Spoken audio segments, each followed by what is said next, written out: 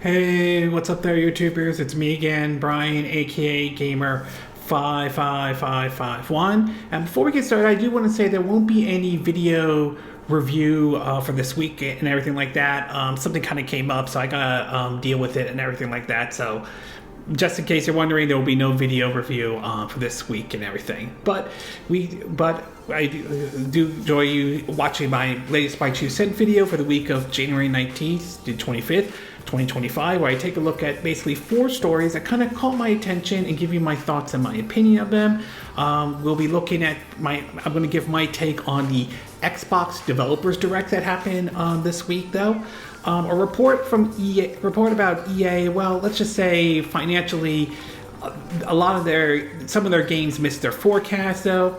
A comment in regards of Banjo-Kazooie and whether we'll see another entry or not, and an interesting rumor pointing to Microsoft really might be putting some of their games, including some that some people didn't think would come to like the Switch, but possibly to the Switch 2 or something, and so forth. If you're interested where I got the source of these information, links will be in the description of this video, assuming you're watching this on YouTube. But before we get started, I would like to do what I like to call the quick My Two Cent, stories that kind of caught my attention, but I'm not going to go into a huge amount of details, though. The first one has to do is a trailer for a new game from the Angry Video Game Nerd called Angry Video Game Nerd 8-Bit. I think 8-Bit game or 8-Bit trailer, though. It's somewhat different than what we saw a couple of years ago with the Angry Video Game Nerd Adventure game, I think 1 and 2 and everything like that, though. Right now there are plans to make it for the NES and all. No word on who's distributing that game, though, although some might point to limited run games. It's also coming to other systems as well, but we don't have any words when it will be available on those systems, let alone if a physical version is going to happen. Should a physical version happen, I would say most likely it probably is going to be handled by limited run games, but time will ultimately tell on that. We also learned that the boss in charge of Warner Brothers Game Studios, or WB Games, is leaving, basically, though, and this comes over a disappointment over several other games, including the Multiverse, which that free-to-play Smash Brothers type-like game, to even Suicide Squad Kill the Justice League, which unfortunately did not perform as well as WB had hoped for, although supposedly the game is now available offline, so at the very least you can continue playing it if you're worried about it being shut down for good, like what we saw with, Marvel's Avengers, or even Concord for that matter. So there's a silver lining on that, but either way, it's clear WB Games and Warner Brothers Discovery is going to have to rethink some of their approach. We also have a report from Matt Piscatella, who has raised concerns about the possibility of the Trump administration, putting out those Mexican or tariffs out there, which, according to him, could lead to an increase in software prices and fewer physical games, though. I mean, if that happens, I do wonder how many. That's not going to sit well for those gamers who voted for Trump and now have to deal with this kind of situation. And last but not least, we are learning that the developers behind the Palworld game are basically going to be entering the publishing and will be publishing a upcoming, supposedly a horror game from the developers of Tales of Kenzena, if I'm saying the name correctly and everything like that.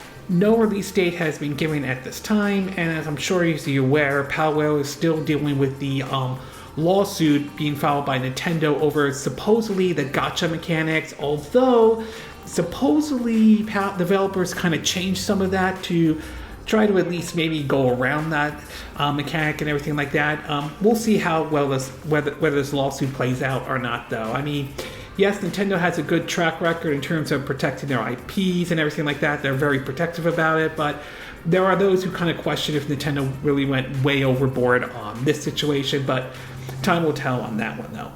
And in the movie and TV show part of Quick My Two Cents, we learned that the Sonic the Hedgehog movie has now surpassed $425 million worldwide, and basically all 3 of the movies have grossed about $1 billion in the box office, though. Clearly, Paramount and Sega must be pretty happy with this, though. I am looking forward to Sonic the Hedgehog 4. I'm definitely looking forward to seeing that one, but I still think that Paramount and Sega are going to have a tough hill to climb on that one, given how well Sonic 3 was received by audience. So it's going to be tough for them. I'm not saying it's going to be impossible, but I do think it's going to be tough for them. We also learned that one of the stars for the upcoming Avenger 5 movie called Avengers Doomsday, basically Benedict Cumberbatch, if I'm saying his name correctly, he plays Doctor Strange in the MCU movies, will be absent at least for the upcoming Avengers Doomsday. However, there is reports coming out that that they are working with a third Doctor Strange movie, which I kind of figured they were going to do that given how Doctor Strange, the Multiverse of Madness ended. And supposedly he will appear in the upcoming Avengers Secret War. So clearly it's not like they're writing him off or anything like that. It's not going to be in Doomsday and everything. And finally, a new report from the Hollywood Reporter seems to indicate the box office estimates of what they think Captain America Brave New World could get. Right now it is tracking, or at least the estimates is pointing towards, I believe if I read it correctly, $90 million for its opening though. So some are saying this is online, similar to like the first Deadpool movie and so forth. So we'll see how well this one does though. Obviously, Marvel had some rough spots over the year, but last year's Deadpool and Wolverine turned out to be a huge success for them though. So hopefully this one will also turn out to be a success as well. So I am looking forward to seeing Captain America Brave New World and all. Okay, with the Quick My 2 Cent part now done, along with the movie and TV show part of the Quick My 2 Cent, we'll get started with our first story. And this one has to do with Microsoft and the possibility of them bringing some games actually over to the Nintendo Switch 2 and, of course, the PS5 as well. Now, it's no secret that lately Microsoft has sort of shifted some of their strategy, a way of putting more of their games onto other systems outside the Xbox Series X and S, and PC as well. There has been some debate about the strategy. There are some folks that are not happy about it. Others think this is all right and all. So it's certainly open for interpretation and debate. But in either case, it doesn't seem to have stopped Microsoft from pursuing this strategy. Now, last year they did put a couple of games out, including Hi-Fi Rush on the PS5 along with Sea of Thieves, and also games like Grounded and Pendament have also made their way to the Nintendo Switch and other systems as well. And at least according to what we're hearing, Microsoft seems to be happy about this. Well, a new report has come out that basically indicates that Microsoft may be more all in to bringing their games to the Nintendo Switch 2 than a lot of people, than what some folks out there may realize. Now, supposedly last week we've heard rumors about games like Microsoft Flight Simulator and Halo Master Chief Collection coming to like the Switch 2. But now, recently, a new insider has come out with some claims about several other games as well. And some of these are, I would say, one is obvious, another one kind of obvious, and two that I should say one that I would be surprised to see if it does come over, though. From an article from Insider Gaming, it reads that an insider has shared several more games making its way to the Nintendo Switch 2 later this year. The news comes from video game insider EXTASLS, who posted a new video about the upcoming game to the Nintendo Switch 2 on his YouTube channel. According to this video, this insider believes the following games will be coming to the Nintendo Switch 2. Obviously, as I mentioned earlier, Microsoft Flight Simulator 2024 and Halo the Master Chief Collection. But 4 other ones that this person mentioned were Diablo 4, a Call of Duty game, Fallout 4, and Starfield. Now, Call of Duty, I would say that's somewhat of a given, considering the fact that supposedly Microsoft signed a deal with Nintendo to bring Call of Duty to their system. Obviously not for the Switch 1, but for the Switch 2. If that is the case, that remains to be seen if we're talking about Warzone or something like Black Ops, like Black Ops 3 or Black Ops 4 or Black Ops 5 or any other entry in the Call of Duty series, or even, the Modern Warfare Remake 1, 2, and 3. So it could mean anything, but that one wouldn't be surprised. Fallout 4, as it's mentioned though, I could see them bringing that over to the Switch 2. There was supposedly a report at one point that that Bethesda was thinking of bringing Fallout 4 to the Switch 1, but that didn't really go through. I don't know. I think that didn't go through and everything, but now I could see them bringing that one over, and maybe Fallout New Vegas or Fallout 3 as well.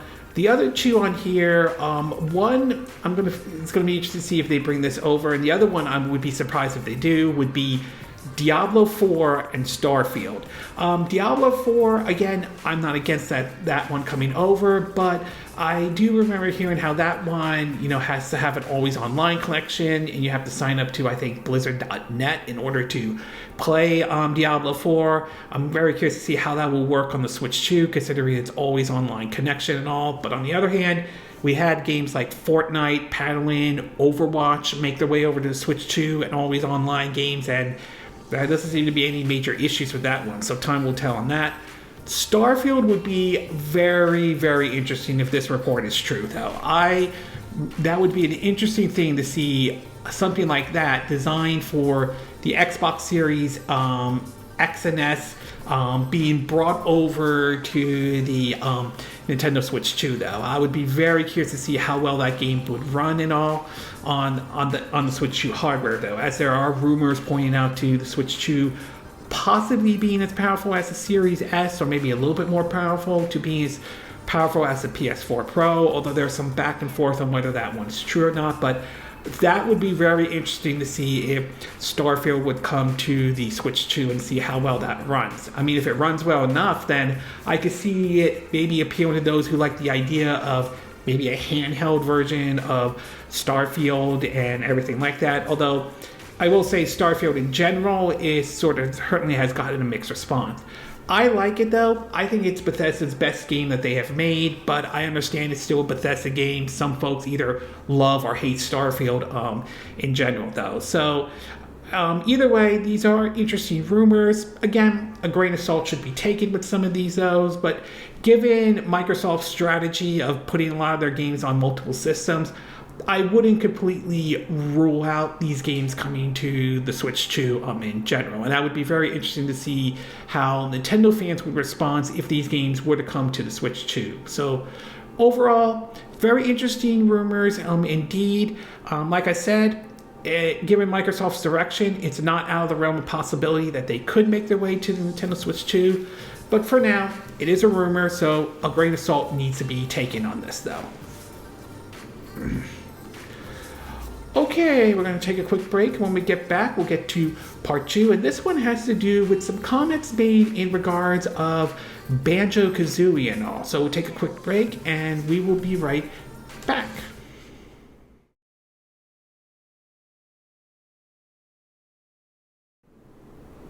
Okay, and we are back with part 2 of my 2 cent video, and for this one we're going to be taking a look at Banjo-Kazooie and recent comments made by several folks in terms of whether or not we'll see another Banjo-Kazooie game or not though. Now, Banjo-Kazooie is one of Rare's most beloved IPs, along with several other games that they have done, whether it's GoldenEye, Perfect Dark, though, and we know Perfect Dark's being worked on and all. And of course, Microsoft purchased Rare from Nintendo in 2002, and I will say their use of Rare has been mixed at best though. While they have had some success with them, with some of the games, I mean recently Sea of Thieves seems to be doing very well for Rare and everything.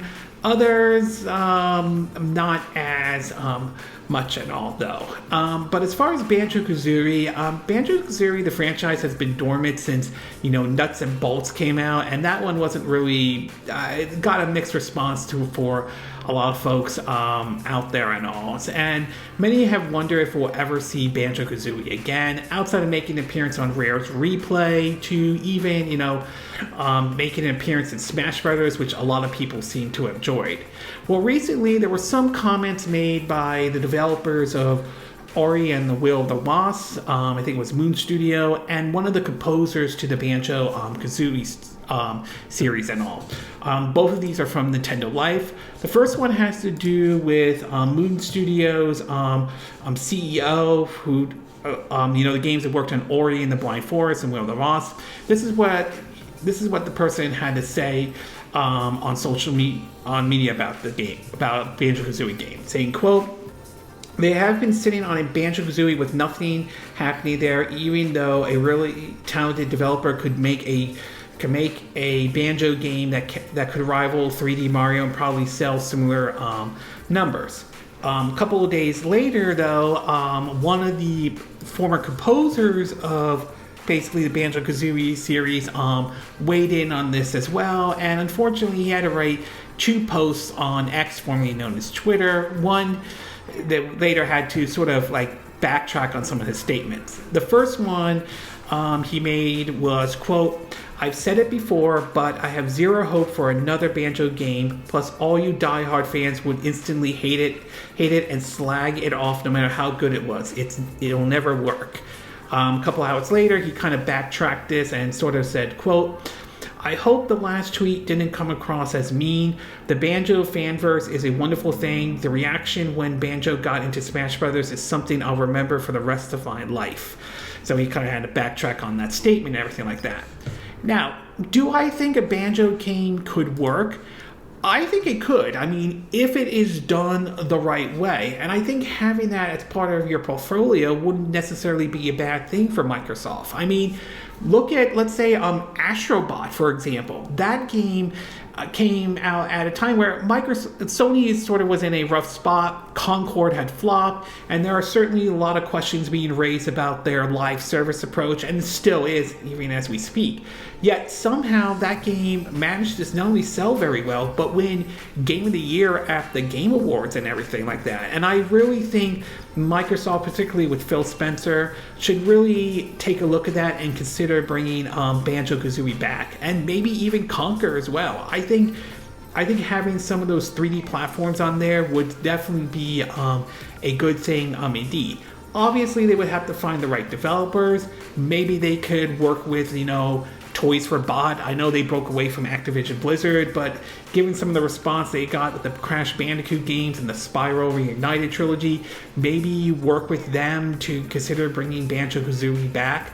It might be a tough thing to do, considering that the original team that worked on it have now moved on to Playtonics, or, I don't know, maybe go to Playtonics and ask them if they would like to do Banjo-Kazooie 3 or something like that, do the game that they wanted to do and everything like that. So there is that possibility. But for me, I do think there's potential for a Banjo-Kazooie game, and I really think Microsoft really needs to look at bringing that game back, along with other Rare IPs as well. I mean, they are sitting on some of these games and all, and with a lot of the studios that they have purchased, I really think they should at least give these studios a shot to maybe try some of these Rare games. We know that Perfect Dark's in the work, and judging from the trailer that was shown last year, it looks very promising indeed. So I do think there is potential for it, though. Whether it happens or not remains to be seen, but I wouldn't be surprised if Microsoft is looking at the sales numbers of Astrobot and how well that was received and figuring maybe we should do that with Banjo-Kazooie and all. So overall, would I like to see a Banjo-Kazooie game happen? Absolutely. I would love to see that series make a comeback. Whether it does or not, however, that remains to be seen. And if it does happen, whoever's going to handle the game, whether it's Toys for Bot or another studio, they're going to have a tough hill to climb, considering how Rare, or the old Rare, handled both Banjo-Kazooie and Banjo-Tooie, not to mention how most of the staff at Rare have now moved on to Playtonics, have done, the ukulele game and all. So, okay, we're going to take a quick break, and when we get back, we'll get to part 3, and this one has to do with EA, and unfortunately their quarter earnings this week was not as good as they had hoped for, though. So we'll take a quick break, and we will be right back.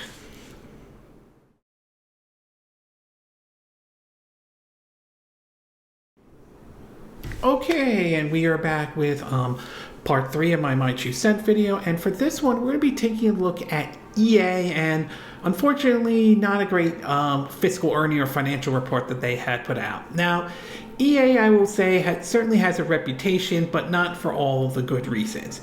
The company has sort of, let's just say, pissed off a lot of gamers over the years over some of their decisions, over, ranging from full control over the Madden or the NFL license, to basically their history of buying and shutting down studios before. I believe some examples ranging from Mythic Entertainment when they did, I think, that mobile dungeon game, which did not go very well.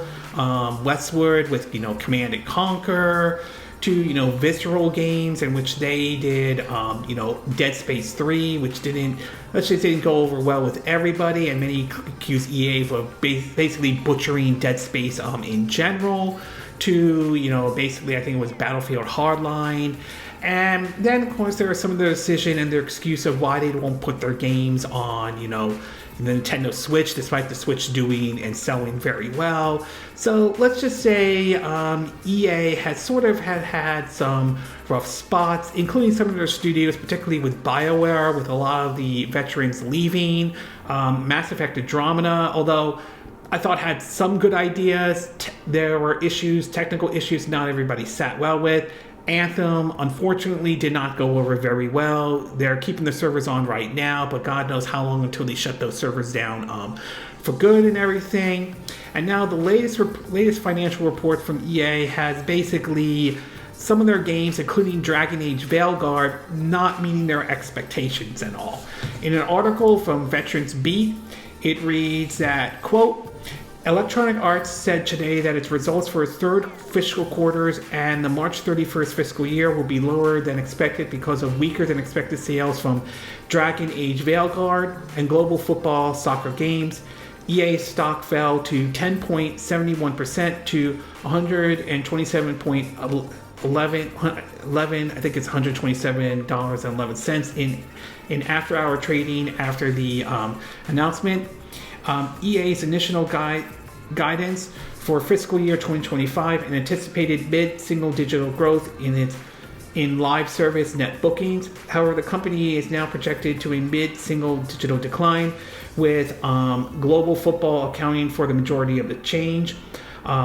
Separately, Dragon Age Veilguard only engaged 1.5 million players during the quarter, down nearly 50 from EA's expectation. One of the reviewers said that they loved it, though. As a result, EA is providing prematurely results for its third fiscal quarter and updating its fiscal year 2025 net booking outlook and all. And I think Andrew Wilson has rated on some of the stuff and everything like that. But yeah, not really a great financial report from EA, but then again, this all goes back, at least in my view, to the reputation EA has built over the year. And I will say it's not a great reputation indeed, though. I've yet to try Dragon Age Veilguard. That's probably one of the games I will try to get to try it out at some point, though. That's certainly a game I do want to try out. I know there are some people that have given their own views, including the whole idiotic Walk DEI card that I don't buy in the first place and all, but I still want to try that game. But still, obviously it did not sell as well as EA had hoped for, although some of that could be based off of what EA's expectations are.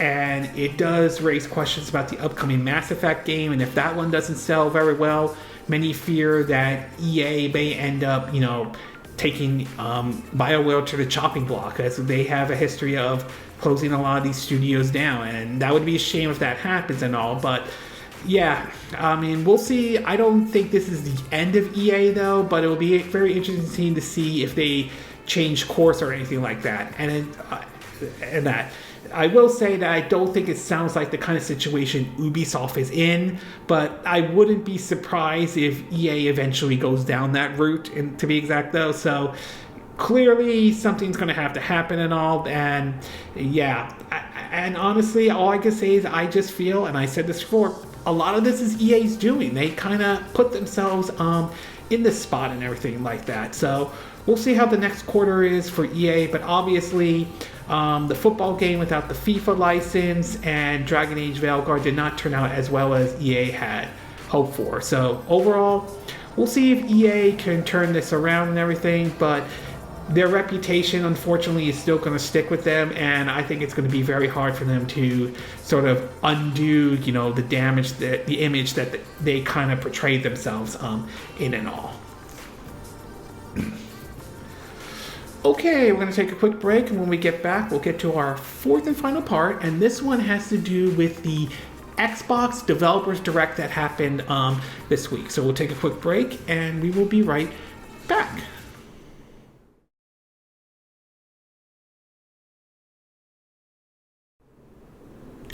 Okay, and we are back with our fourth and final part of our My 2 Cent video for this week. And for this one, I'm going to be taking a look at the Xbox Developers Direct that happened this week and all. So obviously, this is sort of going to become a thing from now on. January, or at least as far as I'm aware of, the Xbox will host their, their own Direct, which is the Developers Direct, though. And I will say, over the years, their Directs have been, or Developers Directs have been pretty good and everything like that. I think the first one I liked the most because of the shadow drop with High Five Rush. But since then, 2024 one was alright though. Not bad, but nothing really special or anything like that. This one, I would have to say, I really enjoyed, and I thought Microsoft did a really good job with this Developers Direct. Obviously, they had, about, I think, like 4 or 5 games that they announced and all, and I think I was very pleased with what they were shown. I will admit there are some concerns with one of the games and how the way this one of their games was revealed and everything like that, but I did come away from this Developers Direct very pleased and everything. So I'm going to break it down into what I like, what I didn't like, mixed, I'm not 100% sure about. In terms of what I liked in terms of this Xbox Developers Direct, I will say that I am very pleased that all the games that they have announced is going to Game Pass, which is certainly nice. I mean, I think last year you had maybe like one like Vision of Mana that wasn't going to Game Pass, which is a little bit unfortunate and everything like that. But it's nice to know that every single one of the games that they announced is going to be going to Game Pass and all. The next one, and I think this was kind of the big highlight, there were rumors about maybe a franchise returning that they were going to reveal, and they certainly were not disappointed though. And that is Ninja Gaiden 4 and Ninja Gaiden 2 Black. These were, in my opinion, the big highlight for the Xbox Developers Direct. The fact that we're seeing a 4th entry in the Ninja Gaiden series is certainly nice indeed, and I'm looking forward to trying that game out indeed at all. I'm hoping maybe some lessons were learned from Ninja Gaiden 3 or Ninja Gaiden 3 Razor's Edge. Not that I didn't think Razor's Edge was a bad game, it wasn't, but not nearly as strong as Ninja Gaiden 1 and Ninja Gaiden 2 were. So I'm hoping this one turns out to be as good as well, and supposedly will come out in fall 2025, which is certainly nice. On top of that, we're getting what essentially is a remake, Ninja Gaiden 2 Black, being done on Unreal Engine 4 and everything. Not Unreal Engine 4, Unreal Engine 5. I'm sorry, got the wrong number right there, though. So that one's going to be interesting, and this one's also shadow dropping out right now on Game Pass, so that one I'm certainly going to try out. Not to mention with Ninja Gaiden 4, we're learning that Platinum is helping out with this game, so that's going to be very interesting indeed. The next thing you want to talk about is the 2 other games they showed are definitely on my radar indeed. That is South of Midnight and Claire Obscure Expedition 33 though. South of Midnight, I'm very curious to see how this one plays out. I know there's some people kind of mixed with the stop motion part that they were trying to do with some of the cutscenes, but supposedly there's been reports that you could turn that off, which is certainly, if that's going to be true, if that's true, then that's certainly great. But I will say I do like the art style in South of Midnight, so that's definitely something I'm going to try. And judging from the gameplay, though, it seems like, your action game, to be exact. So I'm definitely going to give this one a try when this one comes out. I think it's April or May, I'm not sure. It's one of those dates. And Claire Obscurian Expedition 33 is also another game I'm looking at. Definitely they are really drawing some inspiration from Japanese RPGs in general. So both of these games are definitely on my radar to try out. And last but not least, of course, Doom: The Dark Ages. I mean, that game looks slick and everything like that. I may not be the biggest Doom fan, but I have respect for the series along with Wolfenstein. Basically, you know, the fast-paced, over-the-top first-person shooter. And this one does not seem to be disappointed though. Obviously, it's a prequel to Doom 2016, but either way, I am very curious to see how this one is going to play out. It does look like you are armed with a shield, and it does seem like there is excuse me, at least some changes to the running gunning compared to how the first two was, where that one was you had to keep moving and everything like that though. But still, even for what they showed, I'm looking forward to Doom the Dark Ages. That is definitely, as I said, that one is definitely on my radar. As far as what I didn't like, mixed, or not 100% sure about, I would say, well, I appreciate the Ninja Gaiden games that they showed at the Xbox Developers Direct. I mean, we're getting 3 Ninja Gaiden games this week, both 2 3Ds and 1 2D to be exact. I personally would have preferred to save those towards the end to make it as, and one last thing moment, you know how like Nintendo does with some of their directs. So I would have made it towards the end of the Developers Direct, not the beginning. But I mean, again, it's a minor one. It's not a huge deal. I just would have preferred doing it that way compared to how they did it with the Xbox Developers Direct in general. The other one I do want to talk about is obviously they highlighted the fact that some of their games, I don't know if all of them are, but some of them are making their way to the PS5. Again, this is part of, you know, Microsoft's strategy to bring their games to multiple systems, to other platforms as well. Again, as I mentioned before, it's debatable. Some people agree with this, some don't. But one system that was absent from this announcement, though, was, of course, the Switch 2. Now, granted, it's possible none of these games could be making their way to the Switch 2. There is that possibility. But on the other hand, we have seen impossible ports come to the Switch 1. So it's by no means out of the realm of possibility that these games could make their way to Switch 2. The other thing to keep in mind is that it's also possible Microsoft may be waiting to when they feel comfortable to announce it and everything like that. So there is that possibility, so I won't rule anything out. But for right now, anybody expecting to hear, this is coming to the Switch 2, probably going to be disappointed, as the majority of the announcements were Xbox Series X and S, PC, PS5, and GamePass as well. So, yeah, I guess if you were hoping for a Switch 2 announcement, you probably were somewhat disappointed, though. And last but not least, though, and going back to Ninja Gaiden 4, there is some concerns I have with Platinum Games working on it, though. While I don't deny that Platinum can put out some very good games out there and some memorable ones like Bayonetta to Nier Automata, there is some concerns with the fact that given that a lot of the veterans and all, or a lot of folks have left, there is concern whether or not there will be like a dip in the quality of a lot of these titles and everything like that.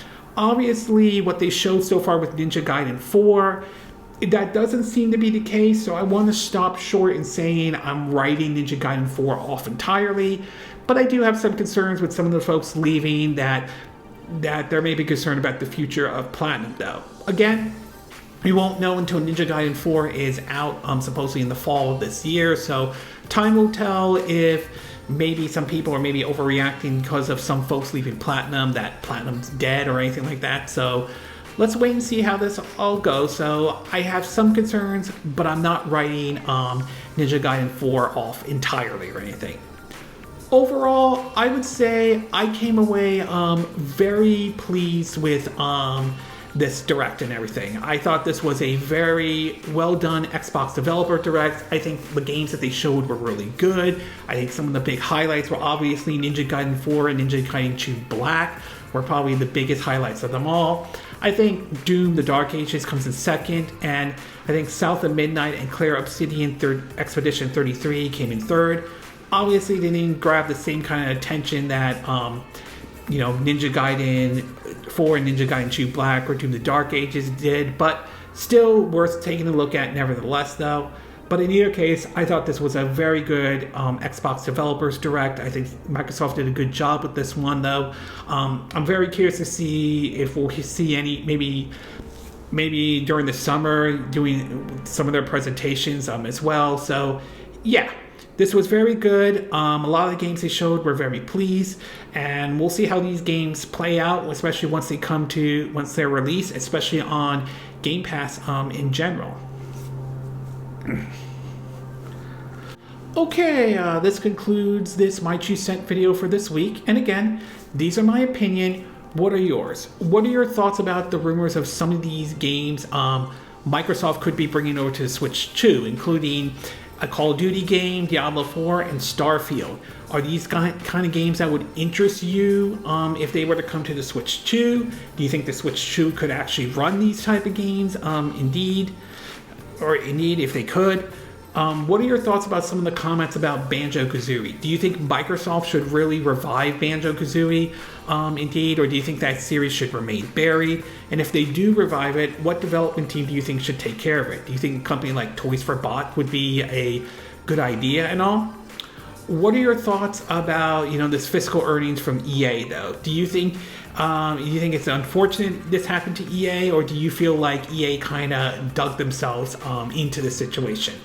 And what are your thoughts about the Xbox Developers Direct? Were you pleased with what was shown during this Direct and everything? Were there certain games you were happy to see that they showed? Were there any that stood out for you? Or were there some games you felt like they should have shown during this Direct? Or were you just outright disappointed with this Xbox Developer Direct in general? Do you agree with what I said in this video? Do you disagree? Do you have a difference of opinion? As always, sound off in the comment section below. Let me know what you think. And if you like this video, I hope you hit the like button. I would appreciate it. And I hope you do subscribe to my YouTube channel. If you do, make sure you hit the bell icon for notifications of any new videos you put up, any new videos I put up. Also, feel free to share this video if you want to, and feel free to donate to my channel if you like. You can do it through PayPal Me or Patreon or Steam Labs. Links will be in the description of this video, so you can watch this on YouTube. And I will see you again next time when I do another video. Hopefully that'll be soon. Until then, from Southern California, I wish you all a good day then. Bye!